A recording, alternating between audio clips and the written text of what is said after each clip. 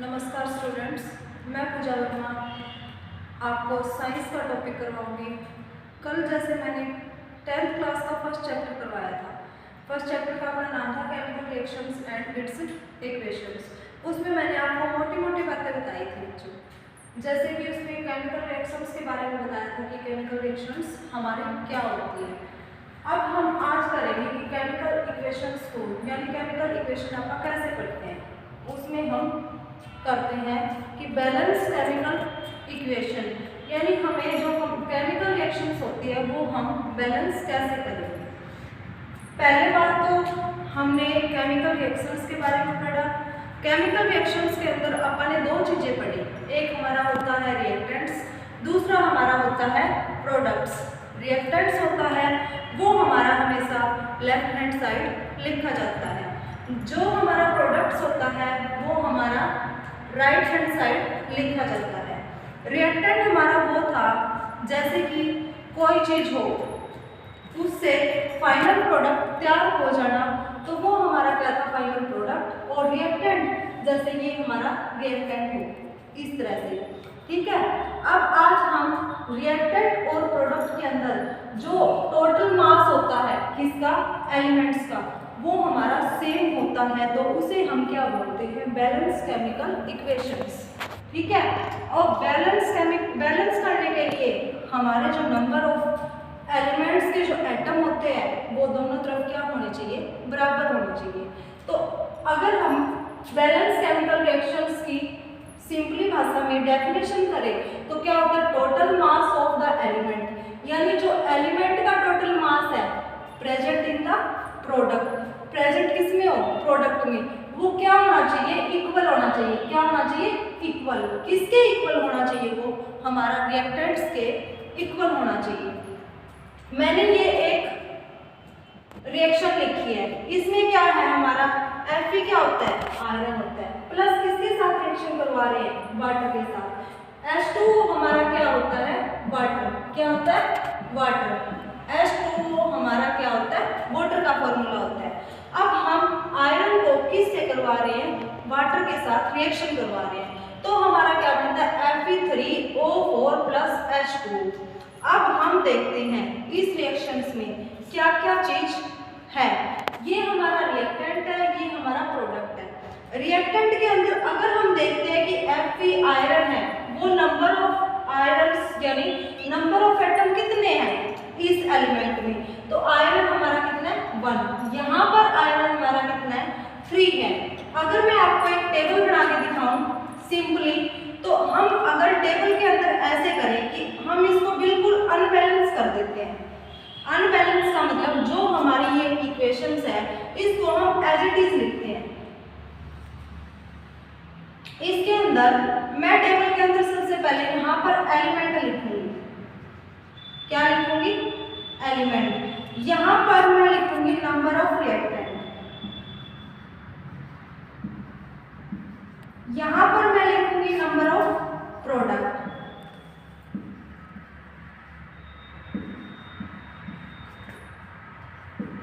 अब मेरे को इस रिएक्शंस के अंदर ये देखना है कितने टोटल हमारे एलिमेंट हैं। एक हमारा एलिमेंट कौन सा है मेरे पास, आयरन। कौन सा है, आयरन। दूसरा एलिमेंट मेरे पास कौन सा है, हाइड्रोजन। कौन सा है, हाइड्रोजन। तीसरा मेरे पास एलिमेंट कौन सा है, ऑक्सीजन। कौन सा है, ऑक्सीजन।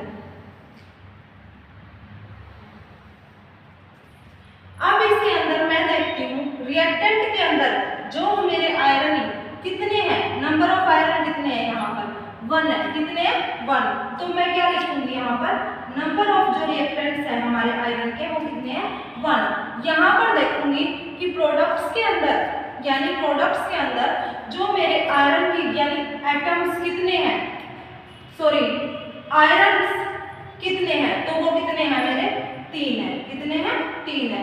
आगे मैं देखती हूँ हाइड्रोजन की संख्या क्या है। हाइड्रोजन की जो रिएक्टेंट के अंदर संख्या वो कितनी है हमारी, 2 है। कितनी है, 2। अब यहाँ पर मैं देखती हूँ कि हाइड्रोजन की यहाँ पर संख्या कितनी है मेरे पास, हमारे प्रोडक्ट में। किसमें, हमारे प्रोडक्ट्स में। प्रोडक्ट में कितनी है मेरे पास हाइड्रोजन की संख्या, 2 है। कितनी है, 2 है। ऐसे ही अब देखती हूँ मैं ऑक्सीजन के लिए, किसके लिए देखूंगी, है रिएक्टेंट्स में कितने, यानी नंबर ऑफ रिएक्टेंट ऑक्सीजन के कितने हैं, वो कितने हैं हमारे, ऑक्सीजन यहाँ था मेरा 1 और यहाँ कितना है ऑक्सीजन 4, कितना है 4। अब देखते हैं बैलेंस का मतलब होता है कि दोनों तरफ यानी जो रिएक्टेंट्स है और प्रोडक्ट है वो जो हमारा टोटल मास होता है एलिमेंट्स का वो इज इक्वल होना चाहिए, कितना होना चाहिए, इज इक्वल। तो वो इक्वल कैसे होगा, उसे ही हम क्या बोलते हैं, बैलेंस करना बोलते हैं। क्या बोलते हैं, उस रिएक्शंस को आपका क्या बोलते हैं, वो रिएक्शंस बैलेंस करते हैं। ठीक है, अब आगे मैं आपको बता देती हूँ, जैसे कि हम देख रहे हैं यहाँ पर जो हमारी इक्वेशंस है यानी ये क्या है, हमारी अनबैलेंस है। अनबैलेंस कैसे बोलेंगे, आयरन है यहाँ पर कितना है 1 है, यहाँ पर कितना है 3 है। हाइड्रोजन को देखते हैं आप, हाइड्रोजन यहाँ कितना है, हमारा नंबर ऑफ रिएक्टेंट्स में 2 है, यहाँ पर कितना है 2 है। इसका मतलब क्या है, ये तो हमारा बैलेंस है, क्या है, हाइड्रोजन जो एटम है हमारा वो हमारा दोनों तरफ क्या है, बैलेंस है। इसलिए आप एक बार हाइड्रोजन को नहीं छेड़ते। ठीक है, अब आगे हम ऑक्सीजन देखेंगे। ऑक्सीजन यहाँ पर कितना है 1 है, यहाँ पर कितना है 4 है। तो अब हम जो भी देखते हैं वो ऑक्सीजन के साथ देखेंगे कि ऑक्सीजन को बैलेंस कैसे किया जाए। अब ऑक्सीजन यहाँ पर मेरा कितना है 4 है, यहाँ पर कितना है 1 है। तो मैं क्या करूंगी, इसके साथ यहाँ पर 2 लगा दूंगी। क्या लगा दूंगी, 2। यहाँ पर जो अपन 2 लगाते हैं ना वो हमेशा किस में चला जाता है, मल्टीप्लाई में चला जाता है। अब ये वाला 2 अगर आगे जो चीज लगती है ना 1 2 जो भी डिजिट लगेगी वो सबके साथ काउंट होगी, और जो नीचे लगती है ना वो किसी मतलब सबके साथ काउंट ना होकर ओनली एक एटम के साथ क्या होगी, हमारी काउंट होगी। अब जो हमारा ये 2 यहाँ पर लगा दिया मैंने, ये क्या होगा 2 दूनी 4। तो यानी हाइड्रोजन हमारे यहाँ पर कितने हो गए, 4 हो गए। और यहाँ पर ऑक्सीजन को बैलेंस करने के लिए हमने किया तो सॉरी, जैसे यहाँ पर ऑक्सीजन 4 है तो यहाँ पर क्या करूंगी मैं 4 लगा दूंगी, यहाँ पर क्या लगा दूंगी 4, क्योंकि ये वाला जो हमारा होगा वो सबके साथ काउंट होगा। तो ऑक्सीजन के एटम यहाँ पर हमारे कितने हो गए, 4 हो गए, और यहाँ भी अपने कितने हो गए 4। तो अपन ने क्या किया, ऑक्सीजन को क्या कर दिया, बैलेंस कर दिया। यहाँ पर तो अपने 4 थे ही, और रिएक्टेंट के अंदर अपने 4 किया, यहाँ पर रिएक्टेंट के अंदर अपन ने क्या कर दिया, चेंज कर दिया, तो वो हमारा क्या होगा 4 हो गया। अब देखो, अब इसके अंदर फिर से काउंट करते हैं। आयरन हमारे पास कितने हैं, 1 है, यहाँ आयरन हमारे पास कितना है 3 है, पर यहाँ पर जो हमारा आयरन है हम यहाँ लगा देते हैं, यहाँ 3 लगा देते हैं, तो ये भी हमारा आयरन क्या होगा, ये भी हमारा बैलेंस हो चुका है। अब हमें ना आयरन को छेड़ने की जरूरत है ना हमें ऑक्सीजन को जरूरत है। अब हम काउंट करेंगे हाइड्रोजन को। अगर हम हाइड्रोजन को काउंट करते हैं तो अब देखो यहाँ पर 4 × 2 करूंगी तो हमारा कितना हो जाएगा, 8 हो जाएगा। कितना हो जाएगा, 8। तो अब हाइड्रोजन की जो संख्या है वो रिएक्टेंट में कितनी है, 8 है, पर यहाँ पर जो हाइड्रोजन की संख्या है यहाँ पर कितनी है, 2 है। कितनी है, 2। तो अब इसको बैलेंस करने के लिए मैं क्या करती हूँ, यहाँ पर 4 लगा देती हूँ। क्या लगा देती हूँ, 4। अब 4 लगाने से ये क्या हो जाएगा, 4, यानी 4 × 2 कितना हो जाएगा, 8। अब फिर से हम इस रिएक्शन को यहाँ पर राइट डाउन करती हूँ मैं, फिर अपन इसको एक बार फिर से चेक करेंगे कि नंबर ऑफ जो हमारे एलिमेंट है वो दोनों तरफ बराबर है या नहीं है। अब मैं यहाँ लिखती हूँ 3Fe plus 4H2O is equal to Fe3O4 plus 4H2। अब इसको अपन चेक करते हैं। पहला जो नंबर ऑफ हमारा, मैं ये टेबल फिर से बना लेती हूँ इधर, ताकि अपने को पता चल जाता है, क्योंकि बैलेंस करने के लिए हमें ये टेबल बहुत ज़्यादा जरूरी होती है। ये टेबल बनाते हैं तभी हमें ये पता चलता है कि हमारी इक्वेशन है जो वो बैलेंस हो चुकी है। यहाँ मैं लिखूंगी एलिमेंट, यहाँ मैं लिखूंगी नंबर ऑफ रिएक्टेंट, यहाँ मैं राइट करूंगी नंबर ऑफ प्रोडक्ट। क्या करूंगी, नंबर ऑफ प्रोडक्ट। अब इसको अपन चेक करते हैं। यहाँ पर मैं क्या लिखूंगी, अपना एलिमेंट कौन सा था, आयरन। यहाँ अपना एलिमेंट कौन सा था, हाइड्रोजन। यहाँ पर कौन सा है, ऑक्सीजन। हमारे पास 3 एलिमेंट है, तीनों को आपका क्या करेंगे, यानी तीनों को हम बराबर करेंगे, यानी दोनों तरफ अपनी जो संख्या है, यानी जो हमारा मास है एटम का, वो दोनों तरफ क्या होना चाहिए, रिएक्टेंट और प्रोडक्ट में बराबर होना चाहिए। आयरन अब यहाँ पर देखते हैं कितने हैं, 3 है, तो हम लिख देंगे नंबर ऑफ रिएक्टेंट्स के अंदर आयरन कितने हैं, 3 है। यहाँ पर हमारे आयरन कितने अपने बैलेंस किए, 3, तो ये भी हमारा क्या होगा, 3, तो इसका मतलब क्या है, 3 और 3, ये हमारी बैलेंस है, ठीक है। अब आप हाइड्रोजन के बारे में देखते हैं, हाइड्रोजन हमारा कितना है, हाइड्रोजन कितना है, 4 × 2, तो यानी हम इसको क्या बोलेंगे, हमारा हाइड्रोजन है वो कितना है, 8 है, कितना है, 8। यहाँ पर अपन चेक करते हैं कि प्रोडक्ट्स के अंदर हमारा हाइड्रोजन कितना है, तो ये भी हमारा क्या हो जाएगा, 8 हो जाएगा। अब अपन चेक करते हैं ऑक्सीजन को, ऑक्सीजन हमारा कितना है, 4, क्योंकि ये वाली जो संख्या होती है ना वो सभी के साथ काउंट होती है, और नीचे वाली ओनली जिसके साथ लगी होती है उसी के साथ काउंट होती है। अब ये हमारा ऑक्सीजन यहाँ पर कितना हो गया, 4 हो गया, कितना हुआ, 4, तो ये हमारा ऑक्सीजन कितना है, 4 है यहाँ पर। अब हमारा यहाँ पर भी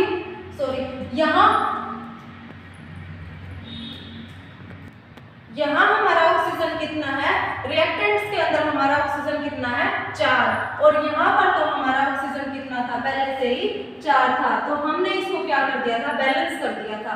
अब देखो ये रिएक्शन हमारी क्या हो चुकी है, बैलेंस हो चुकी है। अगर आप इस रिएक्शंस को बैलेंस करने के लिए अगर आप स्टेप बाय स्टेप चलते हैं ना, तो उसमें हमें कोई दिक्कत नहीं आती। अगर वैसे ही सीधी कर देते हैं ना तो फिर दिक्कत आती है। तो एक एक स्टेप लेके अगर टेबल के साथ आप ये करोगे, बैलेंस करोगे रिएक्शंस को, तो कभी कोई प्रॉब्लम नहीं आएगी। और उसके लिए कुछ एक फॉर्मूले होते हैं, वो आपको याद होने जरूरी है, वो मैं टाइम टू टाइम बता दूंगी, ठीक है। अब अपन दूसरी रिएक्शंस देखते हैं। इसी तरह मैं एक रिएक्शंस और करती हूँ।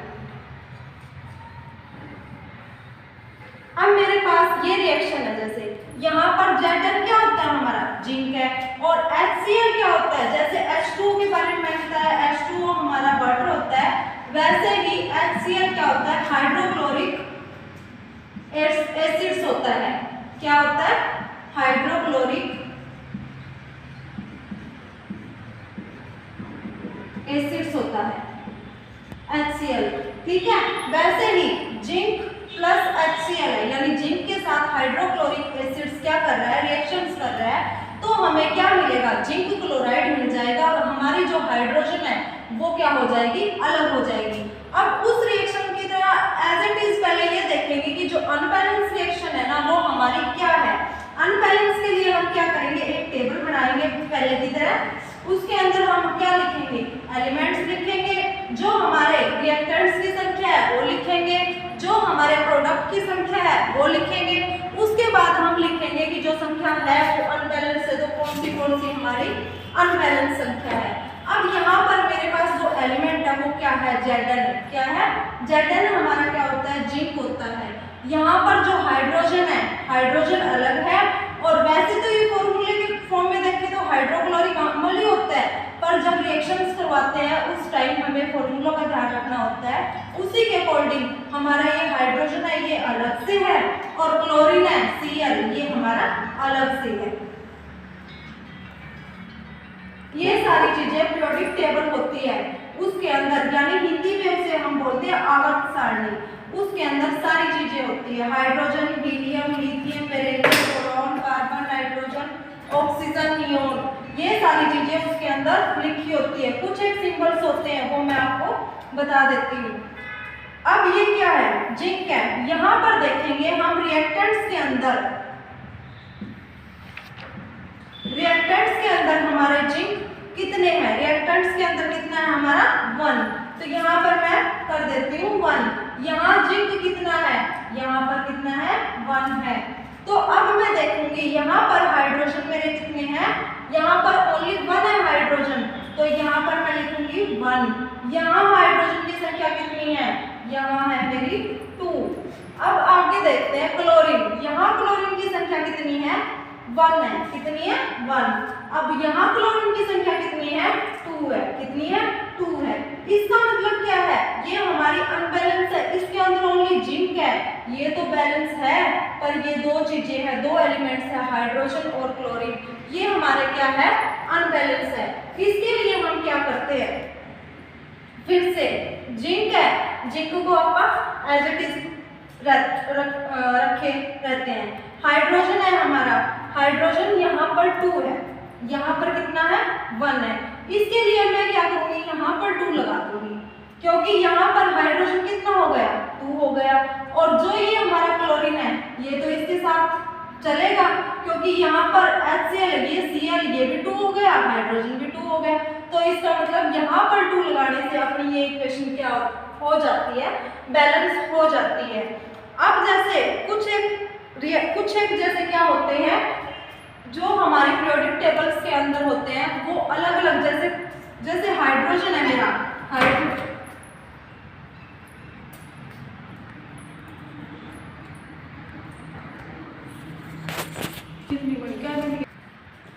जैसे कि कुछ पीरियोडिक टेबल्स के अंदर आप पढ़ते हैं hydrogen, gallium, lithium, atomic number और एटॉमिक मास, वो हमारे जो पीरियोडिक टेबल होते हैं उसके अंदर पढ़ा जाता है। जैसे हाइड्रोजन को आप H लिखते हैं, वैसे नीचे वाला तो नंबर होता है, H को आप लिखते हैं H11, यानी नीचे वाला हमारा होता है नंबर, ऊपर वाला क्या होता है, एटॉमिक मास होता है। वैसे ही पीरियोडिक टेबल्स के अंदर ये हमारे सिंबल्स होते हैं। कुछ एक सिंबल्स है, जैसे आप हाइड्रोजन को क्या लिखते हैं, ओनली H लिखते हैं, हाइड्रोजन को हाइड्रोजन का H लिखा जाता है। कार्बन को क्या लिखते हैं, कार्बन को C ही लिखा जाता है। हीलियम को He लिखा जाता है। जैसे ही मतलब कुछ एक ऐसे है, जैसे गोल्ड है मेरा, गोल्ड है, सिल्वर है, लेड है, पोटेशियम बोलूं तो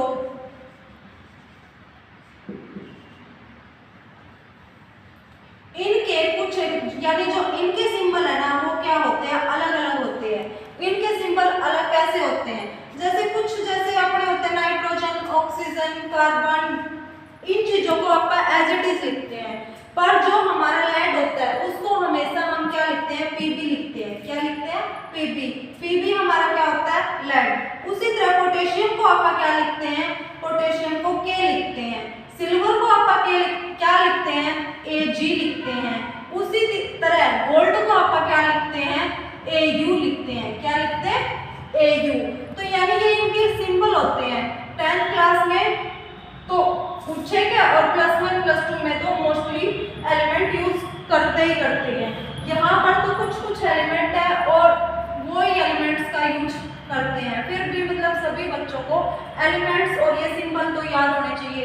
और साथ ही कुछ एक जैसे अपने पास मतलब ये फॉर्मूले होते हैं, तो वो फॉर्मूले भी सभी को मतलब आने चाहिए। अब जैसे हम केमिकल रिएक्शंस के बारे में पढ़ रहे हैं, तो हमने इक्वेशंस भी पढ़ ली और रिएक्शंस भी पढ़ ली। हमें अब टाइप ऑफ केमिकल रिएक्शंस के बारे में पढ़ते हैं। टाइप कितनी होती है, टाइप ऑफ केमिकल रिएक्शंस। अब हम जैसे केमिकल रिएक्शंस की टाइप के बारे में पढ़ेंगे, यानी कितने प्रकार से हम केमिकल रिएक्शंस लिख सकते हैं। मैं यहाँ पर 4 टाइप की केमिकल रिएक्शन लिखूंगी, और यहाँ पर जो हमारे 10th क्लास के चैप्टर में यानी फर्स्ट चैप्टर में 4 टाइप की केमिकल रिएक्शंस है। फर्स्ट हमारी जो टाइप है वो हमारी कौन सी है, कॉम्बिनेशन रिएक्शंस। कौन सी है, कॉम्बिनेशन रिएक्शंस। दूसरी हमारी कौन सी है, डीकंपोजिशन रिएक्शंस।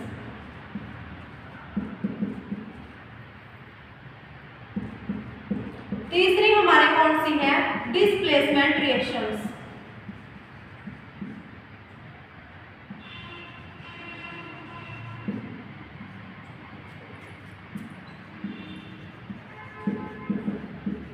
फोर्थ हमारी कौन सी है, डबल डिस्प्लेसमेंट रिएक्शंस। कौन सी है, डबल डिस्प्लेसमेंट रिएक्शंस। अब मैं यहाँ पर आपको बिल्कुल सिंपली बताऊंगी, इस कॉम्बिनेशन। कॉम्बिनेशन का मतलब क्या होता है? कंबाइन करना। क्या होता है? कंबाइन करना।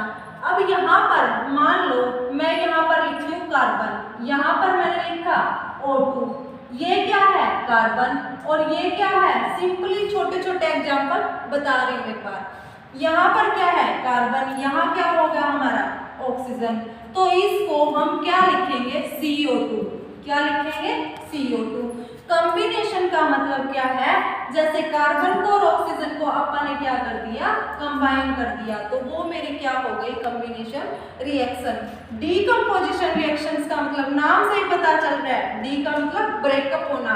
तो यानी किसी रिएक्शंस का जब ब्रेकअप हो जाता है, यानी वैसे ही ब्रेकअप बोल सकते हैं आप इसको, तो वो क्या होती है? जैसे मान लो मैं यहाँ लिखूं CO2, इसी का बिल्कुल अपोजिट यहाँ मेरे को, यानी इसको तोड़ने के लिए क्या चाहिए? कार्बन प्लस ऑक्सीजन क्या चाहिए? अलग से चाहिए। तो ये मेरे क्या होती है? Decomposition reactions. आगे मैं करती हूँ डिस्प्लेसमेंट रिएक्शंस। डिस्प्लेसमेंट का क्या होता है कि एक रिएक्शंस मान लो रिएक्टेंट से उठकर प्रोडक्ट में चली जाए, यानी डिस्प्लेस हो जाए, तो उसे हम क्या बोलते हैं? डिस्प्लेसमेंट रिएक्शंस बोलते हैं। आगे ये double displacement reactions. Double displacement नाम से पता चल रहा है, जैसे डिस्प्लेसमेंट रिएक्शन है उसी तरह हमारा क्या है? डबल डिस्प्लेसमेंट, यानी एक रिएक्शन, यानी जो रिएक्शन दो बार डिस्प्लेस हो जाए उसे हम क्या बोलते हैं? Double displacement. प्लीज बच्चों अगर किसी को कुछ भी समझ ना आ रहा हो तो कमेंट करके जरूर बताएं। इसी तरह हम जैसे डिस्प्लेसमेंट रिएक्शंस पढ़ रहे हैं, तो डिस्प्लेसमेंट रिएक्शंस में क्या है? मैं यहाँ पर मान लो आयरन लिखती हूँ, यहाँ पर प्लस में मैंने कॉपर लिखा, Cu हमारा क्या होता है? कॉपर होता है। कॉपर सल्फेट लिख दिया, मान लो SO4 लिख दिया, ये हमारा क्या होगा? Iron plus copper sulphate. अब मैं इसको इज इक्वल टू करूंगी, तो यहाँ पर मान लो मैंने कर दिया FeSO4 प्लस में मैंने कॉपर को अलग निकाल दिया। इसका मतलब क्या है? ये रिएक्शन मेरी क्या हो चुकी है?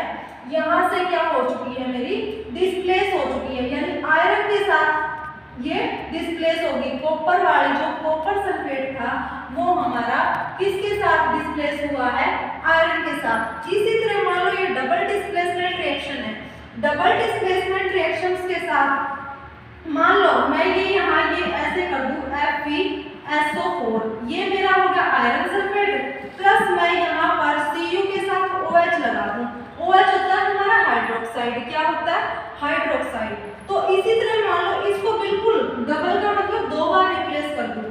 Fe के साथ तो लगा दूं OH, और इसके साथ मैं लगा दूं कॉपर के साथ क्या कर दूं? SO4 यानी कॉपर सल्फेट। इसका मतलब क्या हुआ? ये दो बार डिस्प्लेस हुई, तो इसे हम क्या बोलते हैं? Double displacement reactions. अगर किसी बच्चे को समझ ना आ रहा हो तो प्लीज कमेंट शेयर जरूर करना। नमस्कार बच्चों, बाय।